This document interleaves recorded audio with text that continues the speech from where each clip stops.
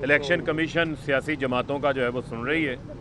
उसमें पाकिस्तान तहरीक इंसाफ का भी केस है और पाकिस्तान तहरीक इंसाफ हर किस्म की तहकीकात के अंदर ताउन भी कर रही है और उसको वेलकम भी करती है।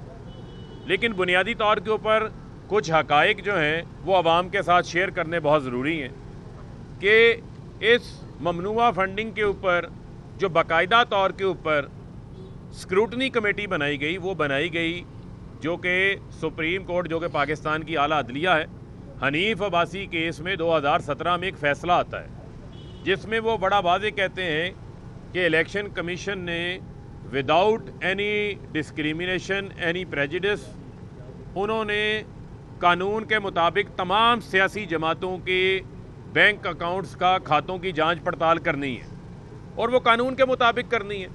उसी के तनाजुर में मार्च 2018 में एक स्क्रूटनी कमेटी बनाई जाती है जो पीटीआई के अकाउंट्स की स्क्रूटनी शुरू करती है और साथ ही में 15 दिन के बाद 2018 अप्रैल में पीएमएलएन और पाकिस्तान पीपल्स पार्टी के लिए भी स्क्रूटनी कमेटी बना दी जाती है। अब होता यह है कि जब स्क्रूटनी कमेटियां एक वक्त में बन रही हैं तो ये नहीं हो सकता कि पाकिस्तान तहरीक इंसाफ, जो कि वाहिद सियासी जमात है इस मुल्क के अंदर जिसकी एक डोनर बेस है जो कि पाकिस्तान के अंदर भी है और बैरून मुल्क पाकिस्तानी, ओवरसीज़ पाकिस्तानी जो इस मुल्क को $30 अरब सालाना भेजते हैं, वो भी हमारे डोनर्स में शामिल हैं। पहली बार हमने सियासी पॉलिटिकल फंड रेजिंग की बुनियाद इस जमात ने रखी। 40,000 डोनर्स का रिकॉर्ड हमारे पास मौजूद है। QCR top rated auditor firms हमारी हैं जो हमारे प्रॉपरली मेंटेन्ड बैंक अकाउंट्स हैं, वो तमाम चीज़ें हमने इलेक्शन कमीशन को फराहम की। अब ये नहीं हो सकता कि आप एक पार्टी को पिन पॉइंट करें, सिंगल आउट करें, जो तहकीकात में ताउन भी कर रही है, जो पेश भी हो रही है, और आप कहें जी कि उसका फ़ैसला हमने जो है वो सिंगल आउट करके उसका फ़ैसला करना है, लेकिन नून लीग और पीपल्स पार्टी का फ़ैसला जो है उसके साथ नहीं होगा। जब उसके फैसले की आती बारी तो 4-4 महीने स्क्रूटनी कमेटी गैर फाल रहती है एक मेंबर के रिटायर होने के ऊपर। वो हमारे बार बार शोर मचाने के ऊपर स्क्रूटनी कमेटी फाल होती है तो 1 महीने का वक्त दे दिया जाता है कि तारीख 10 तारीख को हेयरिंग हुई है तो अब 30 अप्रैल को अगली हेयरिंग होगी। तो लिहाजा हमारा मुतालबा बड़ा वाज़े है कि इस केस का जो फ़ैसला है वो पीएमएलएन, पीपल्स पार्टी, पीटीआई का केस साथ चलाया जाए। इनका फ़ैसला भी जो है वो एक वक्त में आया जाए। आप डे टू डे हेयरिंग करना चाहते हैं, करें, हम उसे वेलकम करते हैं, लेकिन वो डे टू डे हेयरिंग सिर्फ पीटीआई की नहीं, वो पीएमएलएन और पीपल्स पार्टी की भी होनी चाहिए। जहां पर 64 करोड़ रुपए का हिसाब नून लीग के पास नहीं है, 35 करोड़ रुपए का हिसाब पीपल्स पार्टी के पास नहीं है, वहां उन्होंने दर्जनों अपने अकाउंट्स जो हैं वो अनडिस्क्लोज रखे हुए हैं, वो अकाउंट्स उन्होंने जो है वो पेश नहीं किए। तो हमारा मुतालबा, हमारी जो इस्तदा है वो इलेक्शन कमीशन से बड़ी वाज़े है और मैं समझता हूँ कि इसके अंदर इस वक्त पाकिस्तानी कौम ये देख रही है कि इदारे पाकिस्तान के आइन और कानून के मुताबिक काम करें और आइन और कानून बड़ा वाज़े है इस हवाले से और सुप्रीम कोर्ट का फ़ैसला बड़ा वाज़े है कि आपने तमाम जमातें जो हैं उनकी आपने हेयरिंग एक वक्त में करनी है, उनकी तमाम की जांच पड़ताल आपने करनी है।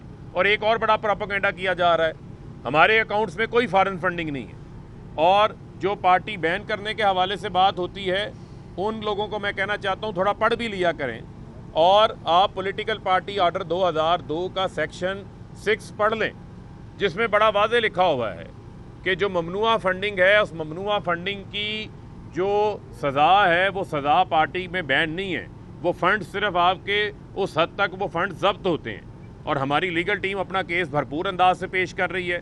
उस केस को हम पेश करेंगे, लेकिन हमारा जो इस्तदा है, जो हमारा मुतालबा है वो बड़ा वाज़े है कि आप एक ही वक्त में पीपल्स पार्टी, नून लीग और पीटीआई के केसेस का फ़ैसला करें, जिससे मैं समझता हूँ कि तमाम कानूनी तकाज़े भी पूरे होंगे और इदारों की इज्जत में भी इजाफा होगा। सर, माजी में election commission, chief election commission के हवाले से आपके तहफ़्फ़ुज़ात थे, अदालतों ने हुक्म दिया कि 30 रोज़ के लिए सब फैसला किया जाए, तो क्या आपको लगता है कि वो ये तमाम मामला बैलेट पर करेंगे जो आप चाहते हैं? नहीं, देखें, बात यह है, हमारा मुतालबा पहली बात तो यह है कि सारी पार्टियों का, तीनों पार्टियों का इकट्ठा होना चाहिए ताकि लोगों को कंपैरिजन तो पता चले ना। जिस तरह फ़ारूक ने कहा, पीटीआई तो वो वाहिद पार्टी है जिसको आम आदमी फंड कर, अभी भी हम जाएंगे, हम आम आदमी से अपील करेंगे कि आप हमें फ़ंड करें। हमारे पास तो पैसे नहीं है, ना ही हमारे पास बिलियनर हैं जिन्होंने बनाए हैं, सो हम तो आम आदमी के पास जाएंगे, और हम पहले भी आम आदमी के पास गए हैं। इलेक्शन कमीशन ये जो मौजूदा है, इसके ऊपर हमारे तहफ़्फ़ुज़ात हैं, इसमें तो कोई शुबा ही नहीं है। और अभी जिस तरीके से इलेक्शन कमीशन ने ये कहा है कि वो इलेक्शन ही नहीं करा सकते, तो अगर इलेक्शन ही नहीं करा सकते तो वो इलेक्शन कमीशन क्या है, तो उसके ऊपर भी हम आगे बढ़ रहे हैं। तो आज साहब ये बताइएगा कि इस्लामाबाद हाई कोर्ट में वज़ीर-ए-आज़म को दिए गए तहफ़्फ़ुज़ के बारे में रिकॉर्ड जो है नोटिस दिया गया, और अब ये जिक्र किया जा रहा है कि जो तहफ़्फ़ुज़ जो है वो आ रहा है वो रोक कर दिया गया। तो आप मुझे ये बताइएगा, उस वक्त इस्लामाबाद हाई कोर्ट में हमें तमाम रिकॉर्ड को दिया गया, और दूसरा ये बताइएगा कि ये जो हार है वो कितने में पूरा? नहीं, पहली बात तो ये है कि जो भी वज़ीर-ए-आज़म के तहफ़्फ़ुज़ है वो भी डिक्लेयर्ड है, जो उनको मिले हैं वो भी डिक्लेयर्ड हैं, जो उन्होंने लिए हैं वो भी डिक्लेयर्ड हैं। सो ये रिकॉर्ड का हिस्सा है, तो वो रिकॉर्ड इस्लामाबाद हाई कोर्ट जिस दिन भी मांगेगी वो वहाँ पे चला जाएगा, वो तो गवर्नमेंट ने देना। अच्छा फवाद चौधरी साहब, अभी तक इस हुकूमत ने वजारतें नहीं दी, परेशानी का शिकार है, तो इस बारे में क्या कहेंगे? ये आपने बड़ी अच्छी बात की है। मुस्तफ़ा इम्पैक्स केस है, जिसके मुताबिक जो वफाकी हुकूमत है वो वफाकी काबीना का नाम है।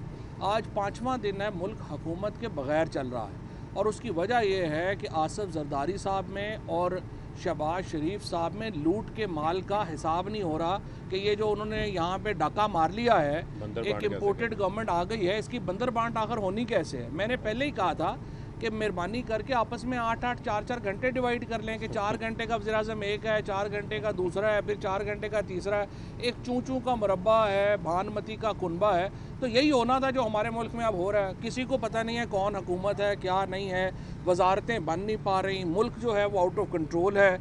और इस वक्त सड़क की आवाज़ मुझे लगता है इस्लामाबाद के ऐवानों में नहीं पहुँच रही, और जितनी जल्दी ये इन ऐवानों में पहुंच जाए उतना मुल्क के लिए भी अच्छा है और इनके लिए भी अच्छा है, वरना फिर हमें कान के पास आके ज़ोर से बोल के बताना पड़ेगा। और सब आप सेनेटर्स का इस्तीफे देंगे? सेनेटर्स इस्तीफे नहीं देंगे। अच्छा सर, लफ्ज़ साजिश और मुदाखलत में थोड़ा ये एक वो फिज़ा शिज़ा चल रहा है कुछ इस किस्म का। अच्छा फवाद साहब, एंकर्स को वज़ीर-ए-आज़म इमरान खान भी बुलाते रहे, उनसे मुलाकातें करते रहे, और मौजूदा वज़ीर-ए-आज़म ने रिपोर्टर्स को बुलाया और उस वक्त इफ्तारी का टाइम एंकर्स था, को भी बुलाया, और उनका ये कहना था कि इफ्तारी में अपने पल्ले से करवा रहे हैं। अच्छा, तो अगर उन्होंने इफ्तारी करवा दी, मदीने की रियासत आप बना रहे थे, तो उसको इतना ये कहना कि जी खाते उड़ाए थे, होना आप खाएँ, हमने एतराज़ नहीं किया, आप खाएँ जाके। सिर्फ हम ये कहते हैं कि कोई भूखा ना सोए बंद करके ना खाएं। नहीं हुआ आपने अगर वो खा रहे अगर वो कोई भूखा ना सोए प्रोग्राम बंद किए बगैर आपको खाने खिलाते हैं, हमें कोई एतराज़ नहीं। अगर वो प्रोग्राम जो गरीबों का प्रोग्राम बंद करके आपको खाने खिलाएंगे, हमें कहने की इजाज़त तो दे। आज़ाद कश्मीर की हाई कोर्ट ने स्पीकर की रूलिंग को कलअदम करार दिया और इंतखाबात को भी रोक दिया। देखिए, मैं तो हैरान हूँ इस मुल्क में, अगर सब कुछ अदालतों नहीं करना है तो फिर जमहूरियत बंद कर दें, फिर सारे काम वहीं पे ले जाते हैं कि वही आप लोग ही कर दिया करें दिन और रात। वो मैं सच्ची बात यह है कि अगर मैं तो स्पीकर होता तो मैं तो ये रूलिंग को ना मानता। किस तरीके से आप अदालत की प्रोसीडिंग्स को इस तरह से चैलेंज कर सकते हैं और कह सकते हैं कि नहीं हम ही बताएंगे इजलास भी कब होगा, वज़ीर-ए-आज़म का इंतखाब कब होना है, चीज़ें कब होनी है। तो मेरा तो ख्याल है कि अदालतों को बड़ी अपने आप को रिस्ट्रिक्टिव करना चाहिए। उनकी तो हमने लाइफ टाइम डिस्क्वालिफिकेशन भेज दी है, और इंशाल्लाह ताला हमें उम्मीद है कि उस पर लाइफ टाइम डिस्क्वालिफिकेशन। बहुत शुक्रिया।